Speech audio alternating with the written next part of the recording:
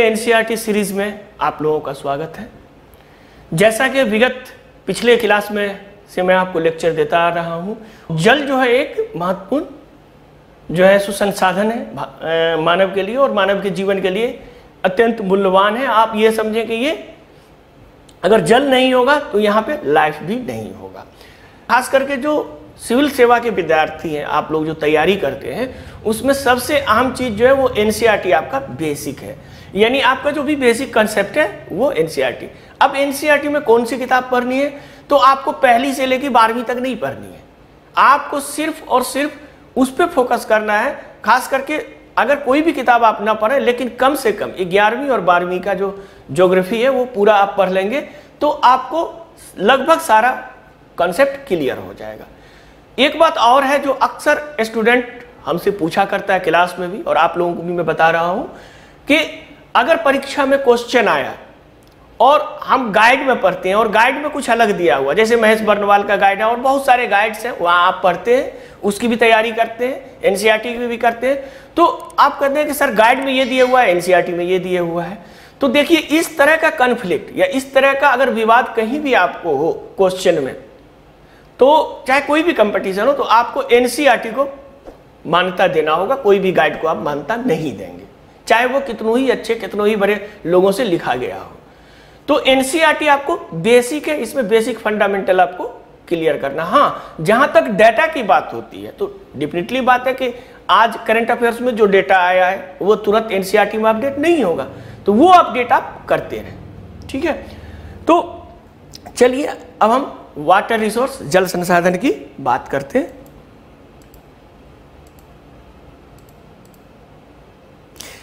जैसे कि मैंने बताया, जो जल है वो प्राकृतिक का सबसे मूल्यवान संसाधन है, यानी सबसे कीमती है।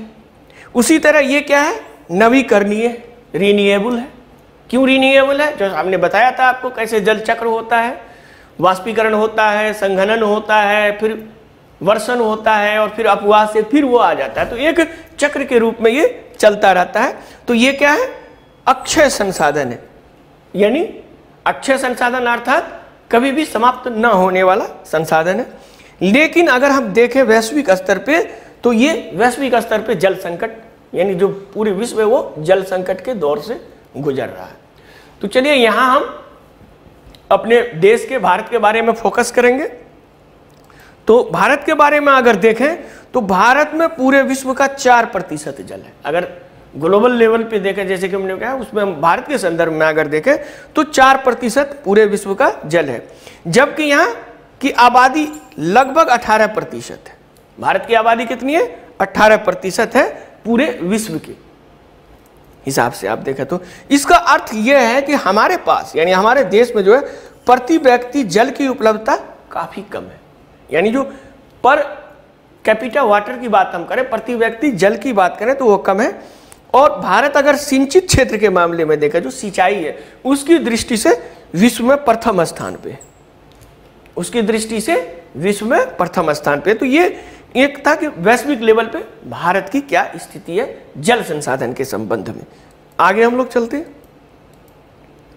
तो आगे अगर हम देखें तो हमारा देश का 1/8 क्षेत्र, यानी अगर टोटल इंडिया का एरिया देखें तो 1/8 क्षेत्र जो है वो बाढ़ प्रवण है, यानी फ्लड प्रोन एरिया, जहां अक्सर बाढ़ आया करता है। ठीक उसी के विपरीत यदि हम देखें तो 1.6% क्षेत्र जो है वो सूखे के चपेट में है। और इस तरह का जो डिस्ट्रीब्यूशन में डिफरेंसेस है कि 1/6 सूखा से है, 1/8 बाढ़ से प्रभावित है। तो इसका मेन कारण है कि जो हमारी मानसून की प्रवृत्ति इसके लिए जिम्मेदार है। जिस वर्ष मानसून अच्छी होती है तो अच्छी मतलब बाढ़ भी आ जाती है, सुखाड़ कम होता है। लेकिन अगर मानसून कम हो जाए तो फिर सूखे की पड़ने की संभावना रहती है। इसके पीछे में भी बहुत सारे मानसून का जो मैकेनिज्म है वो हम लोग एटमॉस्फेरिक सर्कुलेशन में पढ़ेंगे आप लोग के साथ। तो आगे उसी तरह से दूसरा जो सबसे बड़ा जिम्मेदार है ये वाटर का, अगर हम देखें तो तेजी से हो रही शहरीकरण, औद्योगिकीकरण, आधुनिकीकरण के कारण शहरों में अगर हम देखें तो पानी का मांग बढ़ रहा है। तो ये सब चूंकि पानी जो है सो एक इसेंशियल है, बहुत ज़रूरी चीज़ है। तो आगे हम लोग देखते हैं, तो देश में जो है सो पूरे वर्ष में वर्षन, यानी जैसे कि हमने बताया था वर्षा और वर्षन दोनों में फर्क है। तो वर्षन अर्थात जिसमें हिमपात भी हो रहा है, ओलावृष्टि भी हो रहा है और बारिश भी हो रही है, से कुल उपलब्ध जल जो है अगर हम देखें, पूरा जो देश में बारिश से जो उपलब्ध टोटल जल होता है वो 4000 घन किलोमीटर, यानी 4000 किलोमीटर क्यूब घन किलोमीटर है। अगर हम धरातलीय जल की बात करें, धरातलीय जल मतलब एटमॉस्फेरिक वाटर, जो ये धरातलीय जल मतलब सरफेस वाटर, जो सरफेस पे मौजूद है। तो एक तो जैसे हमने ये बताया बारिश से जल आता है, तो ये लगभग समझिए बारिश से होता है, मतलब बादल से होता है, एटमॉस्फेयर से आता है। और धरातल पर जो है अगर मौजूद हमारा जल है वो है 1869 घन किलोमीटर, ये भी घन किलोमीटर में, जिसमें से ये 1869 में से केवल 60% अगर हम देखें तो सिर्फ 60% का ही हम लोग उपयोग कर पाते हैं, अर्थात 40% जो है वो बेकार आपका चला जाता है। इस प्रकार अगर हम देखें तो पूरा जो देश का टोटल जल है, सरफेस वाटर जिसकी हम बात कर रहे हैं, तो अगर टोटल सरफेस वाटर की हम बात करें तो उसका हम 1122 घन किलोमीटर स्क्वायर ही कर पाते हैं। अब आप यहां देखिए, वर्षा से हमको 4000 मिल रहा है, सरफेस वाटर धरातलीय जल से 1869 मिल रहा है।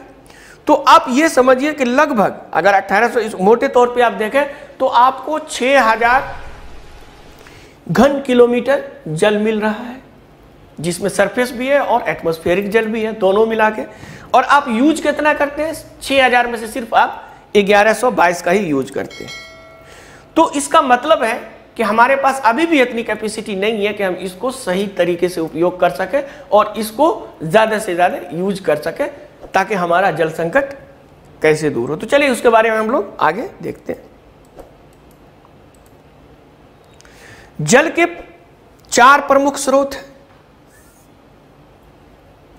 जैसे हमने अभी आपको बताया कि जल कहाँ कहाँ होता है, तो एक तो सरफेस वाटर धरातलीय जल, भूमिगत जल जो हमारा भूमि के नीचे से निकलता है सरफेस वाटर के साथ, ग्राउंड वाटर जिसको हम लोग बोलते हैं, ये सरफेस वाटर हो गया, ये ग्राउंड वाटर हो गया, और एटमॉस्फेरिक जल, वायुमंडलीय जल, और तीसरा जो है महासागरीय जल, महासागरीय जल। लेकिन जो हम डे टू डे लाइफ, जैसे हम लोग जो डे टू डे लाइफ करते हैं उसमें सिर्फ 2 का ही उपयोग करते हैं, सतही जल अर्थात धरातलीय जल और भूमिगत जल, यानी सरफेस वाटर और ग्राउंड वाटर। ये 2 का ही हम लोग उपयोग करते हैं, चाहे वो खाने पीने, नहाने, इंडस्ट्रीज, जिसमें भी हम उपयोग करें। हम वायुमंडलीय जल और महासागरीय जल का उपयोग अभी नहीं कर रहे हैं। तो अब हम लोग सरफेस वाटर की बात करते हैं, अगर उसके बाद हम लोग ग्राउंड वाटर की भी बात करेंगे। तो सरफेस वाटर अर्थात धरातलीय जल, तो धरातलीय जल जो है इसमें आपको आ जाएगा नदियां, झीलें, तालाब और तलैया। नदियां मीन्स रिवर, लेक, पाउंड और टैंक।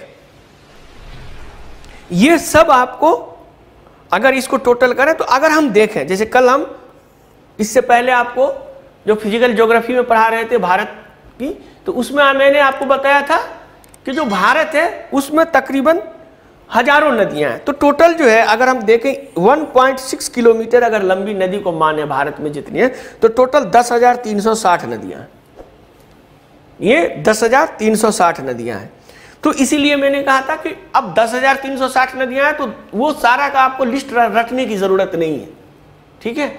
आपको सिर्फ प्रमुख नदियों के बारे में जानने की जरूरत है, उसके महत्व को जानने की जरूरत है। ये सबसे अहम चीज होता है, ठीक है। आगे चलते हैं हम लोग।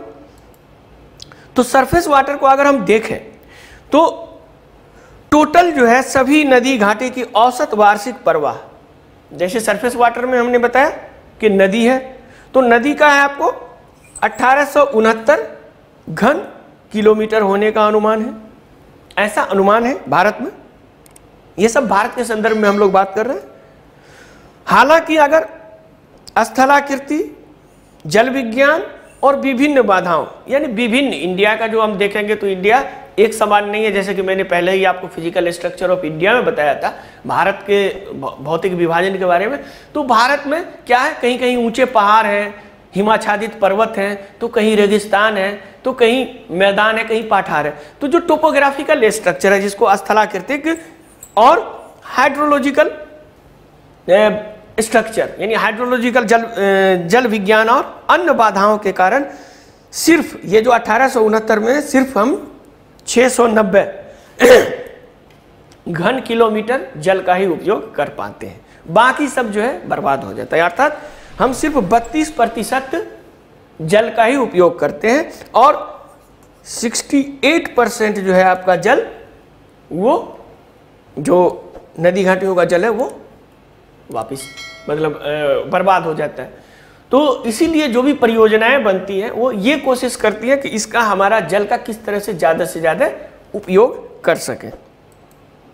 इसी तरह कुल धरातलीय जल जो सरफेस वाटर है उसमें से 2/3 भाग देश की 3 प्रमुख नदियां, यानी जो टोटल सरफेस वाटर आ रहा है हमारे पास नदियों से, उसमें मुख्यतः सिंधु, गंगा और ब्रह्मपुत्र, जो हमने बताया था हिमालय का जो 3 नदी तंत्र के बारे में भी बताया था आपको, तो उसमें सिंधु, गंगा और ब्रह्मपुत्र में प्रभावित होता है। उसमें 2/3 यानी 2/3 ऑफ द 2/3 जो है वो आपको इन नदियों में होता है। उसी तरह भारत में अब तक निर्मित जलाशयों की संग्रहण क्षमता, जैसे कि हमने बताया कि जो जलाशय होता है उसका कितना हम स्टोर कर सकते हैं वाटर को, 17,400 बिलियन यानी 17,400 बिलियन क्यूबिक मीटर है टोटल। आप देखें इसकी, और अगर हम देखें कि आज़ादी के बाद जलग्रहण क्षमता सिर्फ 180 बिलियन थी। अब आप समझ सकते हैं कि 180 बिलियन यानी आपके पास 180 रुपया था उस वक्त, अब आपका 17,400 हो गया। तो हुआ वृद्धि कि नहीं हुआ? तो फिर आजकल जो लोग कहते हैं 70 सालों में कुछ नहीं हुआ, तो देखिए 70 सालों में 180 बिलियन से 17,400 बिलियन तक पहुंच गया है हमारा पानी की स्टोरेज क्षमता, और इसमें और हम लोग प्रगति कर रहे हैं। इसमें गंगा बेसिन जो है उसमें पानी संग्रहण की क्षमता अधिकतम है, यानी जो हमारा गंगा बेसिन है, आप जानते हैं भारत में जो सबसे बड़ा बेसिन है, मैंने कल भी बताया था कि गंगा बेसिन है। वैसे आपके पास ब्रह्मपुत्र का बेसिन भी है, सिंधु बेसिन भी है, लेकिन जो सबसे बड़ा है आपको वो गंगा बेसिन है इंडिया के अंदर, जिसका अधिकतम वार्षिक प्रवाह जो होता है, जैसे कि संग्रहण क्षमता भी है, उसके बावजूद भी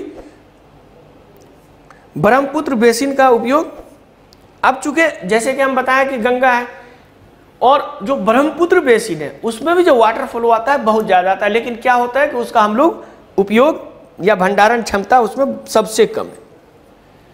जैसे कि हमने बताया कि संग्रहण क्षमता अधिकतम जो है वो आपको कैपेसिटी जो है वो गंगा बेसिन में है, ब्रह्मपुत्र बेसिन में भी वाटर का वॉल्यूम बहुत ज़्यादा है, लेकिन वहाँ क्या है, संग्रहण क्षमता सबसे कम है।